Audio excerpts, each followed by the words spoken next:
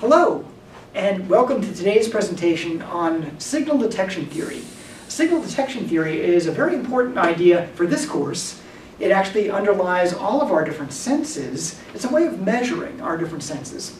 But I think more importantly, it plays an important role in your education at Denison University because it's such an important liberal arts way of thinking. And that is to say that we want you to become an all-purpose problem solver when you graduate from Denison. And signal detection theory is going to help you do that. So today we're going to be talking about signal detection theory first in words. We'll give you some ideas, some words that you can use when you're grappling with this measurement system, signal detection theory. We'll also show you lots of pictures that will help you maybe graphically understand signal detection theory. And then we'll also give you some ideas about how you might apply signal detection theory to different kinds of problems. I think you'll find it really quite interesting. So let's hop right into it, okay? And we'll talk a little bit about signal detection theory first in words, okay? So let's think about the big picture here. A signal detection theory, and throughout these slides you will see SDT, is a procedure for measuring sensitivity to stimulation independent of the subject's response bias. So let me introduce it this way to you. Imagine that we have two people. One is a young woman whose name is Libby, and she has a friend, her name is Connie. So we have Libby and we have Connie. And we're interested in their sensory sensitivity to anything. It could be their sensitivity to light, their sensitivity to sound, whatever that case might be. Okay? In this hypothetical with Libby and Connie, we're going to pretend that they are equally sensitive. But Libby and Connie differ from each other in a very interesting way.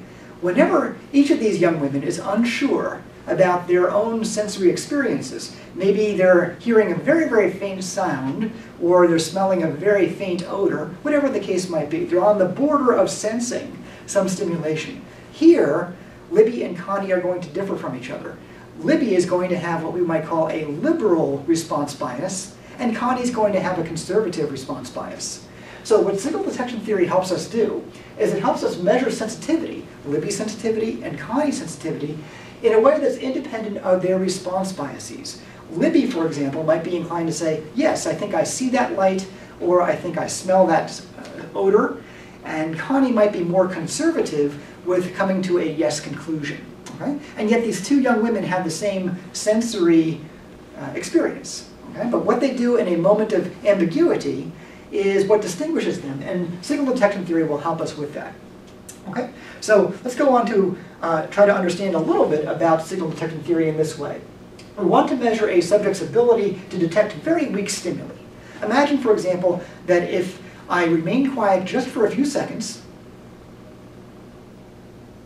you might tune into some sounds around you, some background noise. If you imagine that we superimpose on that a very faint sound, and we ask Libby and Connie, can they detect it? We're wanting to measure how sensitive these young women are to very, very weak stimuli, given the background noise. Okay? In signal detection theory, we're going to require that the experiment where this is used has what we might call a type A design. In a type A design, we have a correct or an incorrect answer. Not all questions in psychology have correct or incorrect answers. Not all questions in sensation and perception have a correct or an incorrect answer. Sometimes we want to know, do you like this cola or that cola? Do you like this music or that music? To what extent do you like it? How off-putting do you find this odor? Sometimes these are very subjective questions. They might be important, but they have very subjective answers. Okay? In a type A experiment, we have some way of confirming that a participant's response is factually, demonstrably correct or incorrect. Okay? So we might know, for example, that on a particular trial, a sound, a very faint sound, is present. In other cases, maybe the sound is absent. So we want to measure a subject's ability to detect a very weak stimulus, and we do need a type A experiment, one for which there's a correct or an incorrect answer. Okay? An interesting issue arises of how we know when the subject is objectively incorrect. Okay? So it might be the case that if somebody says they hear something, maybe they actually are hearing something, but at least we can say that on a particular trial we know whether the stimulus was present or not. Okay? You can imagine that a subject might tell us that they hear the faint sound on every single trial, and that might seem like that's extraordinarily sensitive hearing. Okay? But it also might be that this person is just making up the response. Maybe they're really not hearing the sound, and we can tell this if in fact the sound is not there physically. So what we do is we introduce something called catch trials. That is, we have about half of our trials, for example, containing some kind of stimulus. Okay? The other half of the trials will contain no stimulus whatsoever. And these two trial types are randomly interleaved. Actual trials where there's some kind of signal present, some kind of stimulus that could be detected, at least in principle. And then other trials where there is none. We call these catch trials, and the subject is asked to make a response when no stimulus has been presented. We might also call these a noise-only trial. And when we say noise here, we're talking only about the background sounds that you might have, or the background levels of illumination. We can consider the existing level of stimulation the noise, so to speak. And then we superimpose on that sub-signal half of the time. The other half of the time we have these catch trials. So now we can say whether Libby or Connie are responding correctly on any given trial. Okay. All right, so they might be making errors on some trials. And what we're going to learn in this slide is that not all errors are equal. On some occasions, we might report that a stimulus is present when it's in fact absent. So this would be a false alarm. A very simple example of this would be your roommate saying to you, "Do you smell that smoke?" And you take an inhalation, you sniff, and you say, "Yeah, I think I do smell that." And then your roommate might say something like, "There is no smoke, I just made that up, psych." Okay, right? So it might be the case that you're reporting that you're experiencing something when it isn't there. That's one kind of an error. A different kind of an error that we have is reporting that the stimulus is absent when in fact it is physically present. Your roommate might say to you, "Do you smell that smoke?" You take an inhalation, and you don't smell it. Okay? But maybe it's physically there. If we had some measuring device, maybe a very sensitive smoke detector, the smoke detector could reveal the presence of that smoke, but your sensory system might have missed it, or Connie's sensory system might have missed it, or Libby's. Okay? So these are two different kinds of errors, and they're going to be importantly different from each other. Okay? We can also say that correct responses differ from each other in important ways. You can report that the stimulus is present when it's in fact present. We call that a hit. So going back to our earlier example, they ask, "Do you smell the smoke?" You take your inhalation, you say, "Yes, I do smell it," and in fact it is there. That would be a hit. Alternatively, maybe the stimulus is absent, there really is no smoke, and you correctly report that it isn't there. We call this a correct rejection. Okay? So we have hits and correct rejections as two different varieties of correct responses. So we're going to put all that together in what is one of the most important slides of this entire lecture. It's called the stimulus response matrix, and by convention we frequently put the stimulus on this axis. We'll call that the y-axis, so to speak, in this box. And then along the horizontal or x-axis we put the response. And much of psychology is based, at least methodologically, on this idea of a stimulus and a response. Here we have a simple 2x2. On half of the trials the stimulus is present, on half of the trials the stimulus is absent. Okay? We can have that mix with the responses that are either yes or no. And when the stimulus is present and we say yes, it's a hit. When the stimulus is present and we say no, it's a miss. Okay? We can also say, yes, I do experience stimulus when in fact it's absent. That was the case of the false alarm. Or over here, we have the correct rejection where you're reporting that you're not having the sensory experience, and in fact, you shouldn't be because there is no stimulus. The stimulus is absent. So in these diagonals, we have correct responses, and in these diagonals, we have incorrect responses. Okay? Another similarity that might help you make a connection to an earlier, something that you learned in another class perhaps, if you've had Psych 200, you might have learned about type 1 errors and type 2 errors. So when we're engaged in hypothesis testing, it might be the case that we want to know, for example, whether a particular pharmacological agent really does reduce depression. Does Prozac work? Okay? Well, if it turns out that Prozac actually doesn't work, that's the case where there is no effect, the effect is absent, and yet we conclude that it does, we've made a false alarm or a type 1 error. Okay? We've rejected the null hypothesis that it has no effect. We've rejected that null hypothesis erroneously. On the other hand, it might be the case that Prozac really is working, but we erroneously report that it is not working. Okay? That would be a type 2 error. So this is very similar to what many of us have experienced if you happen to have had Psych 200. If not, don't worry about it. Okay? All right, so we can begin to wrap that up by saying that signal detection theory reduces the stimulus response matrix, that 4-quadrant matrix, to two meaningful quantities. One that's very important called D prime, and one that we might call beta, And these go by different names. Sometimes detectability is what we call DPrime. Either detectability, sometimes discriminability. And this refers to the genuine sensitivity of a sensory system, for example. It's actually the sensitivity of any system. It can be a computer system, or it can be a smoke detecting system, but that system's sensitivity is indexed by DPrime. Another example, it could actually even be a legal system, has a certain level of sensitivity. And that's independent from its response bias. Okay? So let's go back to our people that we named earlier as Libby and Connie. In Libby's case, she was relatively liberal with the yes, I smell that smoke response. Connie was more conservative with the yes, I smell that smoke response. Okay? So these two young women might have identical levels of sensitivity, and when there's clearly a lot of smoke, they both say so. When there's clearly no smoke, they both say so. But when there's an ambiguous level of smoke, it might be the case that they respond differently, and that's going to be captured by this item. We call this a criterion, and it's indexed by something called beta. Okay, so we'll come up on those ideas, and this will be a way of us putting together the data that we might collect from this. I'm going back one slide, this stimulus response matrix. Okay? So here's where we were just a moment ago, DPrime and beta. Okay? So with those words, we're now going to see if we can move in to try to understand how these might relate to what I hope is a very intriguing picture. It's almost a neural model of signal detection theory in pictures. And I think this will work well with the words that we just had. So let's go ahead and just set the stage for some different distributions of sensory responses. Okay? And let's see if we can understand what's going to go on this graph before we actually get busy with details on this graph. Let's fully understand what's on the axes. The y-axis almost couldn't be easier. It's probability, and by design, I'm going to leave off any numbers. There are no numbers here. This is going to be done just with pictures. Up here we have high levels of probability all the way down to 0 level of probability. And that's all the precision that we need. Similarly, on the x-axis we have level of neural activity in arbitrary units. This is a low level, this is a high level. Okay? There are different ways of thinking about neural activity. One of them involves something that you might remember from Psych 100. We learned about action potentials. So we might measure neural activity in terms of the number of action potentials. Okay? So here's my stuffed animal neuron, and when it shakes, we're getting action potentials. If it shakes a lot, we're up here. If it shakes much less, we're down this way. Okay? So that's the level of neural activity. We can think of neural activity different ways. It can be the number of action potentials.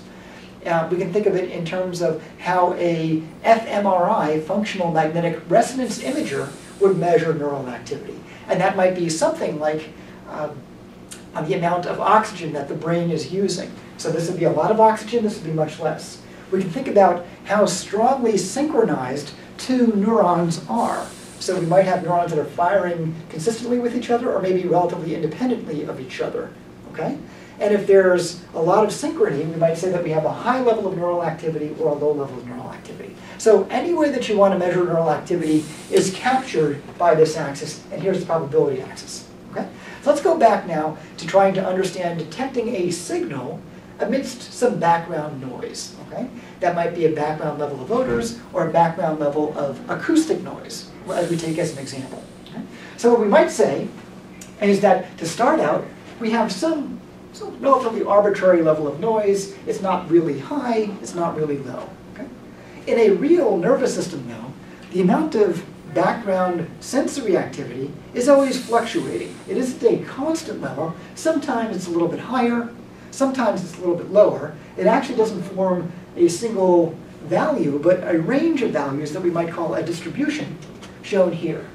So here's the noise distribution, and this is your nervous system's response to the background stimulation. Okay? There's always some noise present in the environment acoustically, and sometimes your nervous system is slightly higher than usual, sometimes slightly lower than usual, and so forth. Okay? So when there's no particular stimulus that you're presenting, and we only have the background noise, this is a little cartoon of your level of neural activity. Okay? Now here comes a trial where you're going to introduce some kind of stimulation. Maybe it's a subtle sound. Okay?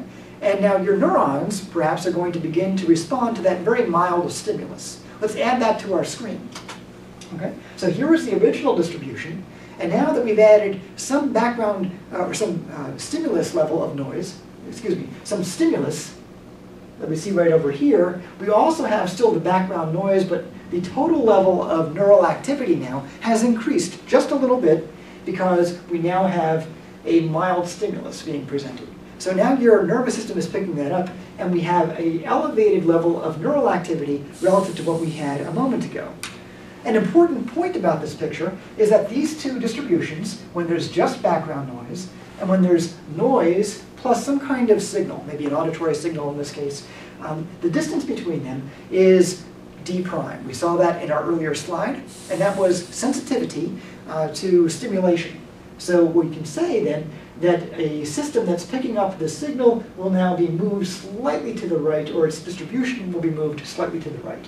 Okay? So here's D'Prime. And I'm going to arbitrarily say that D'Prime is equal to 1 in this case. For those of you who know what z-scores are, you might know that a z-score is a standard deviation. This right-hand distribution is drawn 1 standard deviation to the right of this baseline distribution. Okay? And that's what goes on when I have a mild stimulus. Suppose I crank up the intensity of my stimulus just a little bit, and I now give you a louder sound or a slightly more potent smell. Now I'm going to get even more neural activity, and this will move from where it is to just a little bit further that way, which will be your right. Okay? So now a moderate, rather than a mild stimulus is presented, and we're now at D'Prime equals 2. So I always do this with my students. These are the two distributions. They can be right on top of each other. And then if we get a mild stimulus, they begin to slide apart, with this one representing the signal plus noise distribution. And then if I make that stimulus stronger and stronger and stronger, the two move further and further apart. Here we are at D'Prime equaling 2. I can turn it up one more time, and I get a very intense stimulus. And now the two distributions are almost not overlapping at all. So this would be a very easy signal for your sensory systems to pull out because it's very distinct from the background noise. Okay? Suppose I now go in the other direction and I give you a subthreshold stimulus, a very, very mild stimulus, so mild that you can't even detect it. Now these distributions are going to slide back even to the point where they're right over each other, just like this. Okay? So now we have a subthreshold stimulus, and the noise-only distribution is right on top of the signal plus noise distribution. Okay? So we still are looking at probabilities. This level of neural activity is more probable than either of those more extremes, as we see on our y-axis. And we're still measuring a level of neural activity, but we can see that D'Prime will be growing or shrinking in ways that reflect the system's response to some kind of stimulation, relatively mild or moderate or intense stimuli. Okay, so D'Prime is a statistic for measuring perceptual sensitivity, and it can be extended to other kinds of systems as well, but we'll call it perceptual sensitivity today. Also, D'Prime often refers to detectability and discriminability in perceptual systems. So in a detection experiment, you might be asked, is something present or absent? In a discriminability experiment, you might be asked to report whether two stimuli are the same as each other or different from each other. So for example, I might give you 2 cola drinks, and on some of the trials, they're both Coke. On other trials, they're both Pepsi. But on some trials, one is Coke and one is Pepsi. And your job is to simply label these 2 colas that you're sampling at any given moment as same as each other or different as each other. Okay? You can still use this D'Prime idea to measure the sensitivity to that difference in this case. Okay? So you can use it to detect a stimulus or to report that 2 stimuli differ from each other. High D'Prime values correspond to very good behavioral performance. Low D'Prime values correspond to very poor performance. And people differ from each other. For a given stimulus, maybe you can detect it, you're getting a really good D'Prime, maybe I can barely hear it. My system is going to have a very, very low level of D'Prime, indicating that that's a difficult stimulus for me. Okay, so we mentioned way back when that there were these 2 components of signal detection theory. D'Prime, which corresponds to a system's sensitivity, and then also this beta or criterion, which corresponds to a bias that we might have. So now we'll consider that other aspect of behavior, bias. Remember that our friends Libby and Connie had equal levels of sensitivity, but Libby was liberally biased, inclined to say, yes, I see it. Connie was more conservatively biased, inclined to say, nope, I can't say that I actually saw that stimulus, even though both of these young women have the same D'Prime levels. Okay? So let's now take a look at that. And we'll first define bias as the inclination to favor a particular response. It might be that Libby favors the yes response in a moment of ambiguity, in that same moment of ambiguity, it might be that Connie prefers to go with a no response. Okay? So the inclination to favor a yes, I see it response or a no, I don't see it response, these are aspects of behavior that we need to separate from the system's genuine sensitivity. Okay? Okay, so signal detection theory assumes that bias can be measured according to something called a criterion, and we'll show you a picture of a criterion in just a moment. Here it is in words though, just for a moment. The criterion can be defined this way: a rule for converting sensory activity into an overt response. So you and I would love to know, as psychologists, what's actually going on in the brain of a person, but when somebody comes to us in a psychology experiment through the SONA system, we can't typically make a measurement on their brain directly. We have to wait for them to make some kind of overt behavioral response. But we can typically infer the criterion based on their behavior. Okay, so the criterion, again, is a rule for converting sensory activity into an overt response. Okay? Now this is a busy slide, let's walk ourselves through it. Again, probability, just like last time, nothing new there. On this axis, level of neural activity, nothing new there. Here we have those two distributions. The one on the left corresponds to the background level of noise. Now we're adding some kind of moderate stimulus, maybe a small sound that's noticeable but not particularly salient, so we get some separation between these two. We now have the introduction of a vertical line. I'm drawing it right here somewhat arbitrarily. And this line itself is the criterion, according to signal detection theory. It's a boundary. And if we have levels of neural activity on any given trial higher than this criterion, the person will say, yes, I see it. I have enough sensory evidence in my sensory systems to report there probably is something out there. On the other hand, if I'm having a lower level of neural activity, maybe I'm getting fewer action potentials, then this person doesn't have a lot of sensory evidence for a stimulus, and he or she might conclude that, no, I didn't see it, I think that might have been a catch trial. You were trying to trick me into saying yes, but there wasn't a stimulus there. Or in a discrimination experiment, there wasn't a difference between those two colons. Okay? So it's the yes-no